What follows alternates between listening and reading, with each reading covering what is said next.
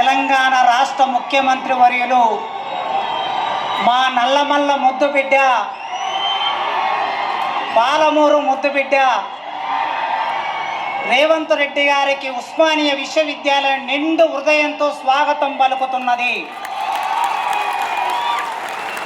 వారితో పాటు మంత్రివర్గ సహచరులు ఉన్నారు, వివిధ హోదాల్లో ఉన్న పెద్ద మనుషులు ఉన్నారు, ఐఏఎస్ అధికారులు ఉన్నారు. అందరికీ పేరు పేరున స్వాగతం పలుకుతున్నాను. ఆర్ట్స్ కళాశాల తెలంగాణ రక్త మాంసాలతో నిర్మాణమైన ఆర్ట్స్ కళాశాల ముందు చరిత్రలో 1965లో ఈ దేశ ప్రధానమంత్రి ఇందిరాగాంధీ గారు ఈ ఆర్ట్స్ కాలేజీ మెట్లనెక్కారు. ఆ తర్వాత మొదటి ముఖ్యమంత్రి ఈ ఆర్ట్స్ కాలేజీ మెట్లెక్కారు రేవంత్ రెడ్డి గారు. చరిత్ర మౌనంగా ఉంటుంది, చరిత్ర సంభాషిస్తుంది, చరిత్ర ఒక్కొక్కసారి సంవాదం నడుపుతుంది.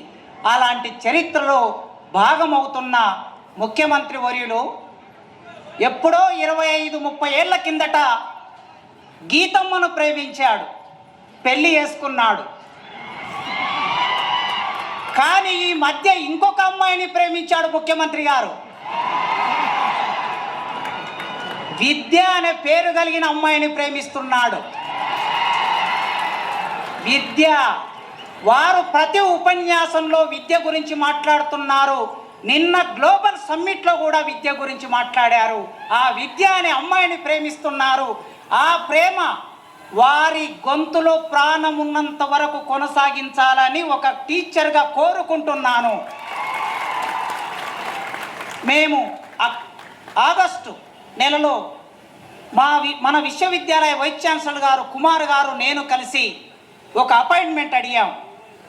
సాంఘిక సంక్షేమ శాఖ మంత్రివర్యులు అడ్లూరి లక్ష్మణ్ గారి ఆధ్వర్యంలో మేము ముగ్గురం వెళ్ళి సీఎం గారిని, అన్నా ఒక్కసారి ఉస్మానియా విశ్వవిద్యాలయానికి రండి, అక్కడ ఉన్న సమస్యలు చూడండి, ఆ సమస్యలను పరిష్కరించడానికి ఒక ఆలోచన చేయండి, మీరు తలుసుకుంటే విశ్వవిద్యాలయం రూపురేఖలు మారుతాయని మేము ఒక రిక్వెస్ట్ పెట్టగానే ఆయన ఒక మాట అన్నాడు, వైస్ ఛాన్సలర్ గారు, మంత్రి గారు, ప్రొఫెసర్ గారు వస్తున్నా, మీరు ఏర్పాట్లు చేసుకోండి అన్నాడు.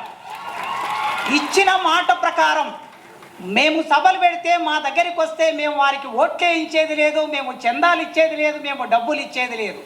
కానీ ఇచ్చిన మాట ప్రకారం వచ్చారు. ఆగస్టు 25వ తారీఖు నాడు మన ట్యాగూర్ ఆడిటోరియంలో జరిగిన అద్భుతమైన సభలో వారు మా వీసీ గారు వెనక ముందాడారు డబ్బులు అడగడానికి. అయినా వారే చొరవతో 1000 కోట్లు ఉస్మానియా విశ్వవిద్యాలయానికి ప్రకటిస్తున్నా అనే మాట ఇచ్చారు. ఈ రోజుల్లో ఇచ్చిన మాట మీద నిలబడే రాజకీయ నాయకులు ఎందరండి? చాలామంది ముఖ్యమంత్రులు నేను 30 ఏళ్ల కాలంలో విద్యార్థి రాజకీయాల్లో ఇప్పుడు చూస్తూ ఉన్నాను. ఈ ఉస్మానియా విశ్వవిద్యాలయం 100 సంవత్సరాల సందర్భంగా 200 కోట్లు ఇస్తామని చట్టసభలో హామీ ఇచ్చి మా ఆనాడు 100 ఇయర్స్ వైస్ ఛాన్సలర్ గారు కూడా ఇవాళ అతిథిగా ఇక్కడికి వచ్చారు. మాట ఇచ్చి మాట నిలబెట్టుకోలేదు. కనీసం 30, 40, 60 కోట్లు కూడా ఇవ్వలేకపోయారు. కానీ మొన్న మేము మళ్ళీ వెళ్ళినప్పుడు ఆయన అన్నాడు, 3 నెలల కాలం, ఆగస్టు నుంచి సెప్టెంబర్, అక్టోబర్, నవంబర్, ఇప్పుడు డిసెంబర్లో ఉన్నాం, 3 నెలల కాలంలో జీవో తీసుకొని, మీరందరూ వాట్సాప్ చెక్ చేసుకోండి, 1000 కోట్లకు సంబంధించిన జీవో తీసుకొని ముఖ్యమంత్రి గారు ఇక్కడికి వచ్చారు. ఇచ్చిన మాట నిలబెట్టుకున్న రేవంత్ రెడ్డి గారికి ఒక టీచర్గా, విశ్వవిద్యాలయం ఒకప్పటి విద్యార్థిగా, ఈ విద్యార్థి లోకం 40,000 మంది ఈ యూనివర్సిటీలో చదువుకుంటున్నారు. మీ అందరి తరపున వారికి వందనాలు తెలియజేస్తున్నా. ఇక మిగిలింది 1000 కోట్లతో అందమైన భవనాలు 24 నెలల్లో వారు అనుకుంటే నిర్మాణం జరుగుతుంది. జీవో ఇచ్చారు గనక, డబ్బులు వచ్చాయి గనక 24 నెలల్లో ఇంజనీర్ల పని పూర్తి చేస్తారు. కానీ అన్న రేవంత్ అన్నను నేను మొదటి నుంచి అన్న అని పిలవటం నాకు అలవాటు. 20 ఏళ్ల నుంచి మా స్నేహంలో భాగంగా అన్న అనే సీఎం గారు, అన్న భవనాలు వచ్చిన తర్వాత భవనాల్లో నాణ్యమైన విద్యను బోధించే అధ్యాపకులు కావాలన్న మాకు. మా దగ్గర 1000 పోస్టులు ఖాళీగా ఉన్నాయి.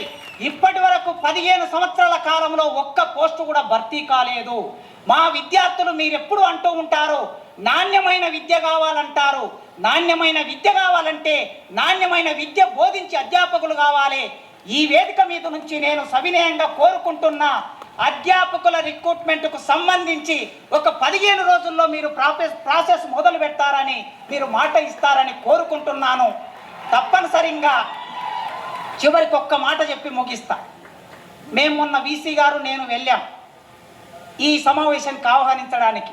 వారే ఒక మాట అన్నారు, ప్రొఫెసర్ గారు ఢిల్లీలో జేఎన్యూ ఉన్నది, మరొక చోట ఆక్స్ఫోర్డ్ ఉన్నది, ఇంకొక చోట స్టాన్ఫోర్డ్ ఉన్నది.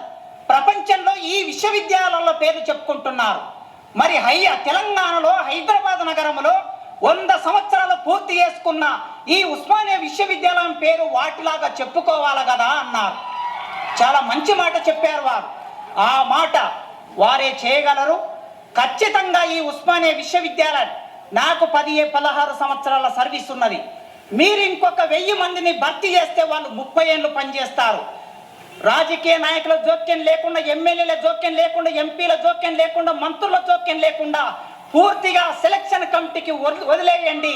తప్పనిసరిగా నాణ్యమైన ప్రొఫెసర్లను భర్తీ చేసే బాధ్యత మా యూనివర్సిటీ వైస్ ఛాన్సలర్ కుమార్ గారు తీసుకుంటారు. ఈ విశ్వవిద్యాలయాన్ని మీరు 2047 అన్నారు కదా, ఆ 47 కాదు 2037. ఇవాళ 25 ఉన్నాం, 35కి వచ్చే నాటికి ఈ విశ్వవిద్యాలయం రూపురేఖలు మీ నాయకత్వంలో మార్చగలం. ఆ హామీ ఇస్తూ నాకు ఈ అవకాశం ఇచ్చిన మీకు వందనాలు తెలియజేస్తూ ముగిస్తున్నాను. Thank you.